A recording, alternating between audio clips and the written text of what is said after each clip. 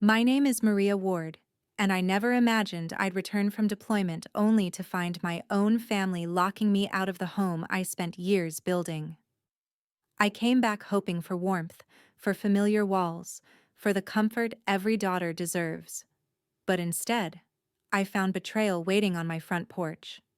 The moment my father told me I couldn't come inside, something in me broke, and something else awakened. This is the story of how I lost everything in a single night, and how I fought to take my life back. The porch light buzzed overhead, flickering in uneven pulses, throwing shadows across my father's face. It struck me as strange, almost symbolic, like even the house was warning me something had shifted in my absence. The air was colder than it should have been, colder than early autumn ever felt in North Carolina, and for a moment I wondered if the chill was coming from him rather than the night. I took one step onto the porch, my sea bag dragging behind me, the straps burning against my shoulder. "Dad, what are you doing?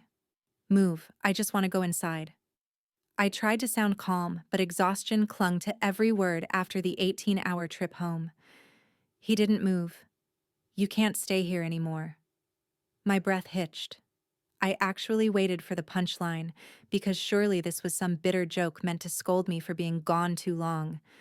But his eyes didn't hold humor, only sharp discomfort, like he was bracing for impact. Behind him, the porch light blinked again, sputtering. "What do you mean I can't stay here?" My voice cracked in the middle, and I hated that it did. Chad stepped out from behind him, shoulders stiff, jaw tight. He shoved a folder into my hand before I could ask anything more. "Just look." I opened it under the weak glow of the porch bulb. The pages rustled. Sale documents, transfer confirmations, closing statements. My name was on the signature line. Except it wasn't my handwriting. Not even close. The loops were wrong. The slant was wrong. The pressure was wrong. Every instinct in me, every part trained to read details in chaos, knew the truth instantly. "You sold my house?" My whisper scraped my throat. Chad didn't meet my eyes. He shifted nervously, pretending confidence he didn't have. "It had to be done. You weren't here. Dad said it was fine." Behind them, Emily lingered in the doorway, arms wrapped around herself like she was holding something fragile inside her chest. She looked at me, guilt swimming in her eyes. "I didn't know they'd go through with it," she murmured, voice trembling. "I thought they were just talking." I tried to swallow, but there was a stone lodged where my heart should have been. My father stepped forward, pointing toward the sidewalk as if I were some stranger who'd wandered where I didn't belong. "You're homeless now, Maria. Just find somewhere else. This isn't your problem anymore." The words split something in me, clean and deep. I lowered my gaze so he wouldn't see the shock in my eyes. A father shouldn't be able to look at his own child and carve them out of a home with one sentence. I bent down, pulled my sea bag off the porch, and slung it over my shoulder. Gravel crunched under my boots as I walked away, not trusting myself to speak. The night looked different.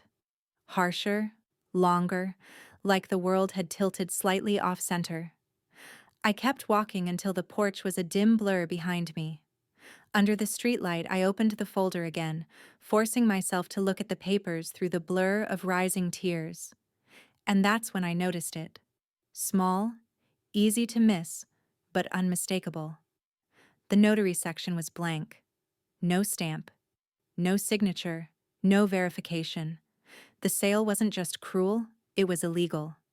A thin, sharp thread of determination tightened inside me, cutting through the numbness. If they'd taken my house, they had left a trail. And I would find it. My phone buzzed in my pocket. "Emily, meet me tomorrow. I have something you need to see." Emily sat across from me at a quiet diner on September 24th, her hands shaking as she pushed her phone toward me. "Maria," she said, "you need to see this before they delete it again." The morning outside the window was gray and heavy, clouds sinking low like they were listening. Inside the booth, Emily kept twisting a napkin until it shredded into thin paper threads.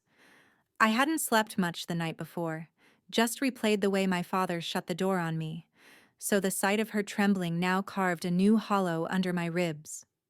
She opened an email folder marked Recovered and turned the phone so I could read. The first message hit like a punch. We can close before she flies back. No need for her signature, I can fix it. Sent from Chad's account on September 5th. My stomach tightened. So it hadn't been panic, or desperation, or some misguided attempt to help him. They had planned it weeks before I even boarded the flight home. Message after message scrolled past. Timestamps, attachments, discussions about deadlines, wiring instructions, even jokes about me being too distracted overseas to notice. I forced my breathing to stay steady, but my jaw kept locking in place. "There's more," Emily whispered. She tapped another image, a screenshot of a transaction. Title transfer service? Paid with Maria Ward Visa card. My own card. My own name. My own money. For a second the world went blurry behind the sting in my eyes. They bought the destruction of my future, with funds they stole from me. Emily flinched. "I didn't know they'd do that. I tried to talk Chad out of it. He said you'd bounce back faster than he would." I leaned back, letting the diner noise fill the space between us. Forks scraping plates, the hiss of a coffee machine, a baby fussing somewhere behind me. It grounded me just enough to keep from breaking.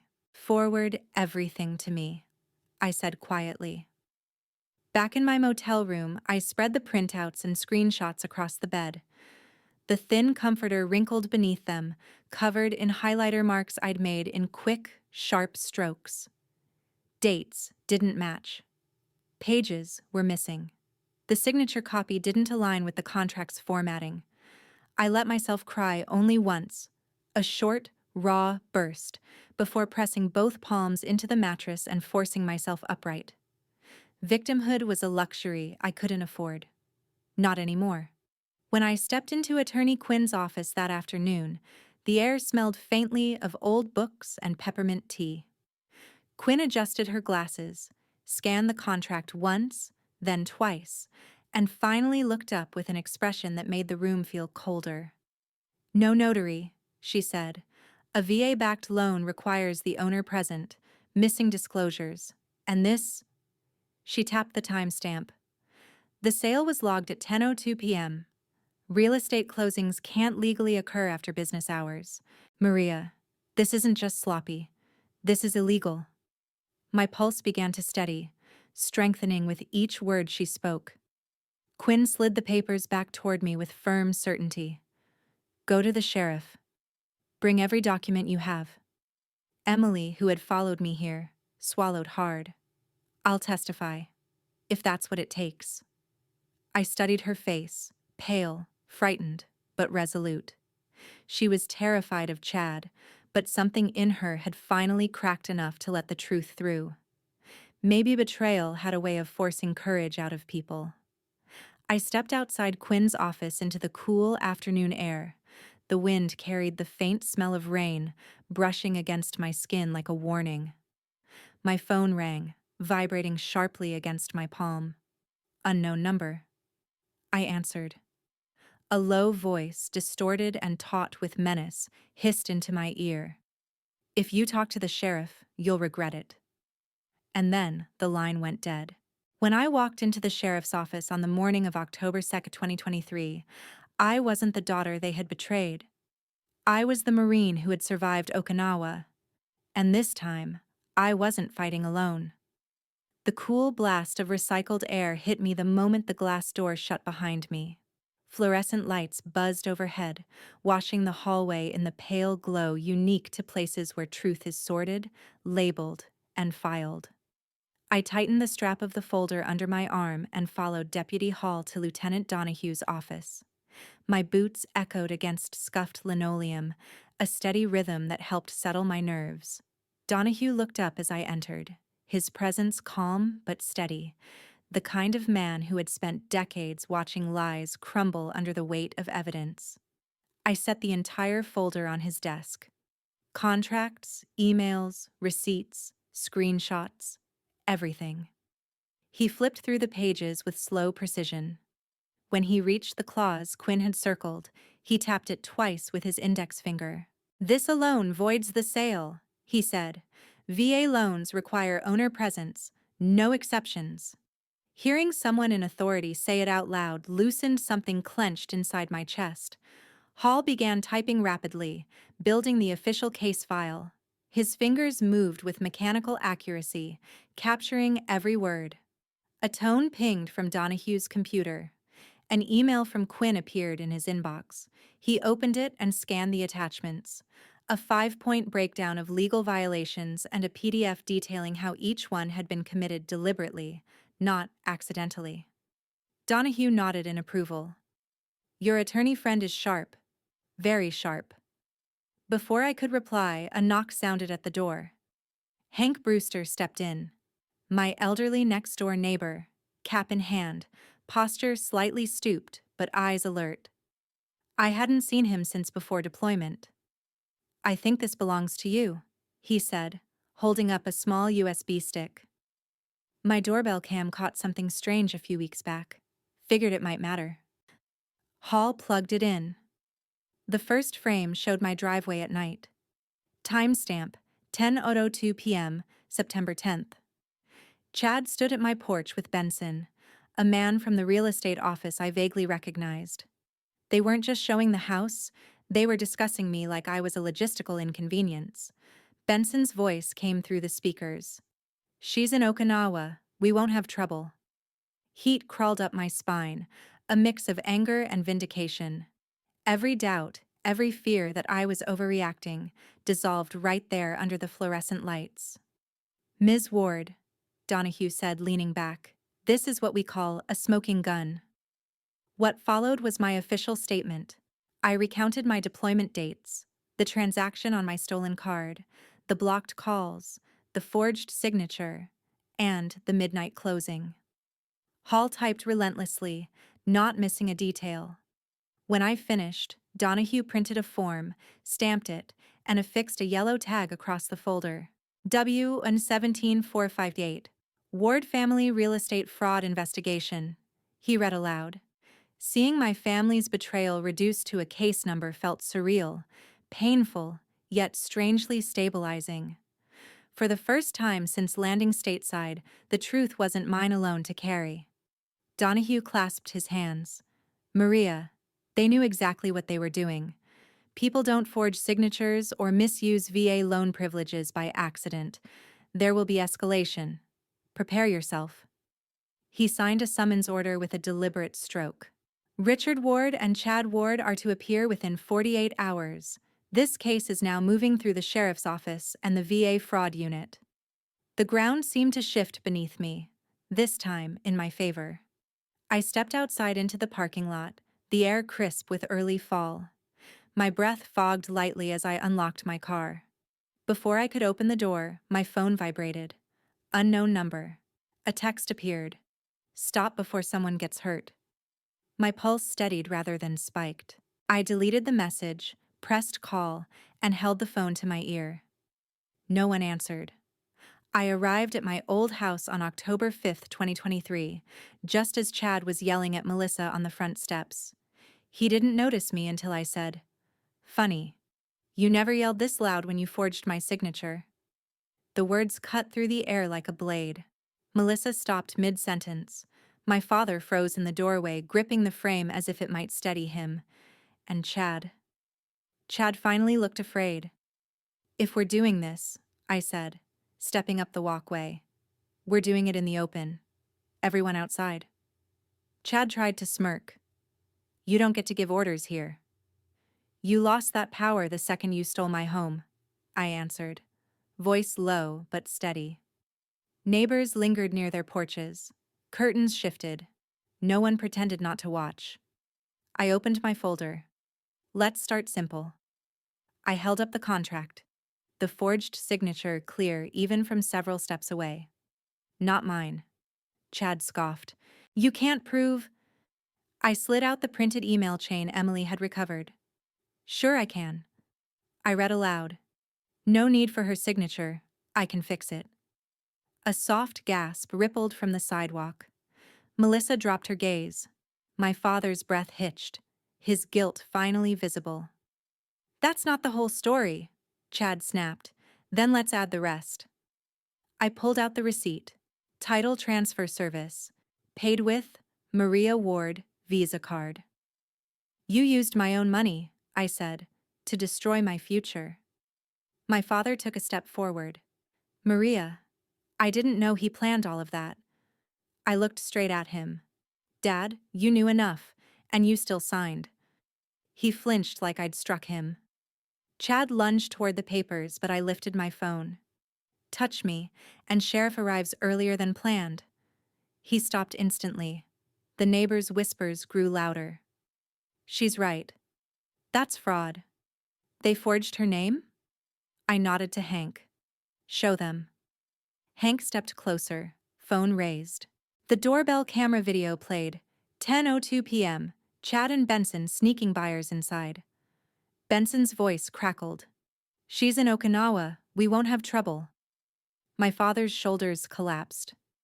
I didn't know it was at night. I didn't know. You didn't want to know, I said quietly. Melissa swallowed hard and handed me her folder. He left these in our car, she whispered. Benson didn't notarize anything. I lifted the copies so everyone could see. Missing disclosures, blank notary section, timestamps no legal office would ever use. This wasn't an accident, I said. This was a criminal plan. Chad's face twisted in fury. Why do you always win? Why do they always choose you? His voice cracked. You leave, you play hero, and somehow you still get everything. I stepped closer. Because I don't run from my life, Chad. You do. Something in him broke then. The illusion he'd been clinging to. The belief that I'd fold like always. Even my father couldn't look at him. A siren wailed in the distance. Melissa stiffened. Hank turned toward the sound. A neighbor whispered, They're here. Blue lights flickered at the end of the street, washing over the houses, the lawn, the front steps where they'd once tried to erase me. I didn't move. I didn't tremble. I stood in my yard, waiting for the law to finish what I had started. The morning after the arrests, I unlocked my front door for the first time in weeks. The house wasn't just mine again. My life was. Light slipped across the hardwood floor, catching dust motes in a soft gold shimmer. I stood in the doorway, letting the stillness wrap around me. Donahue's warning drifted through my mind. Prepare for escalation. But today, for the first time, the danger felt distant, fading like a storm that had already broken. Earlier that morning at the court annex, the clerk stamped the voided sale order and slid it forward.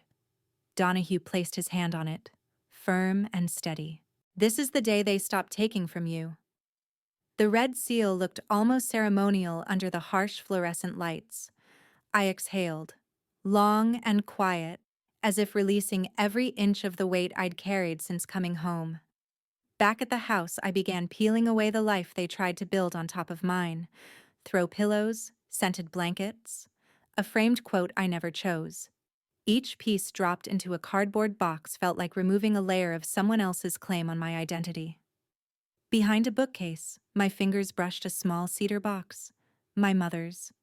Inside were her earrings, old photographs, and a handwritten note I hadn't seen in years. If you ever doubt yourself, remember, you come from strength. The words struck deep. Not painfully, grounding, like roots finding soil again. The next afternoon, I met my father at a small cafe by the lake. The water behind him rippled under the pale autumn sun. He looked smaller than I remembered, shoulders hunched, hands trembling as he tried to form words. I lost both my children, he whispered, but I deserved it. You didn't lose me, I said softly. You just forgot who I was. His tears came slowly, with the quiet honesty of a man finally confronting himself. I forgave him, but I didn't step backward.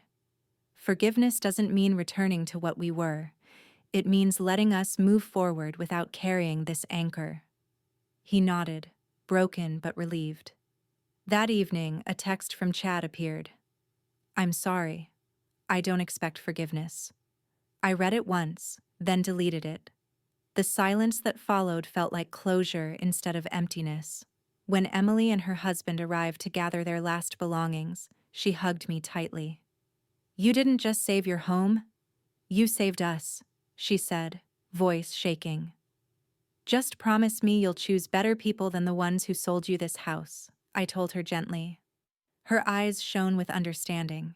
At sunset, I carried the forged contract into the backyard. In a metal bowl, I struck a match and touched it to the paper. Flames curled upward, blackening the false signature that nearly erased my life. Ash rose, drifting across the yard. This ends with me, I whispered. I stood at the railing afterward, letting the quiet evening settle. Birds called from distant branches, wind moved through the grass, and for the first time in a long time, I felt whole again. My life was never the house. It was the woman who fought to reclaim it. Before I stepped back inside, my phone buzzed. An email from Donahue. We've uncovered something new about Benson. Call me. I breathed out, tired but steady, and allowed a small smile. Then let's finish this. If my story touched you, I hope you'll take a moment to share your thoughts below. Tell me what part resonated with you, or what choice you would have made in my place. Your voice gives strength to women like me who are fighting battles no one else sees. And let me leave you with this.